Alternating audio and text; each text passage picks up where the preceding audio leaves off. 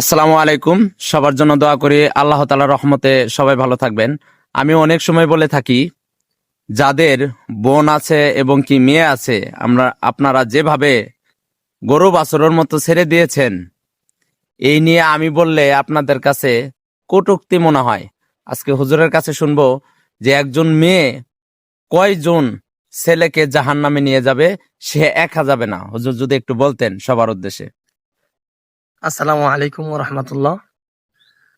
তো ভাই, যে প্রশ্নটা করেছেন খুব গুরুত্বপূর্ণ। ভাই বলেছেন যে একটা মেয়ে কয়জন পুরুষকে নিয়ে জাহান্নামে যাবে। তো সর্বপ্রথম, একটা মেয়ে যখন লালন পালন হয় তার বাবার অধীনে থাকে। বাবা যখন মারা যায় তার বড় ভাইয়ের অধীনে থাকে। আর যখন বড় ভাই তাকে স্বামীর ঘরে পাঠিয়ে দেয়, তার স্বামীর অধীনে সে চলে যায়। যখন স্বামী মারা যায় তার বড় ছেলের অধীনে চলে যায়। এরকম ভাবে তার কিছু মেয়েদের কিছু দায়িত্বশীল লোক থাকে।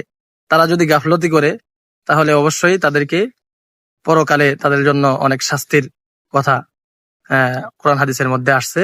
কাজেই আমরা খুব সতর্ক থাকব, যাতে করে কোনো কন্যা সন্তানের দ্বারা কোনো ব্যক্তি জাহান্নামী না হয়। কমপক্ষে বলতে পারি যে 4 জনকে নিয়ে জাহান্নামে যাওয়ার সম্ভাবনা আছে, যদি দায়িত্ব অবহেলা করে। তাই ইনশাআল্লাহ সবাই সতর্ক হবেন এবং কি নিজের সন্তানাদিকে সাবধান রাখবেন।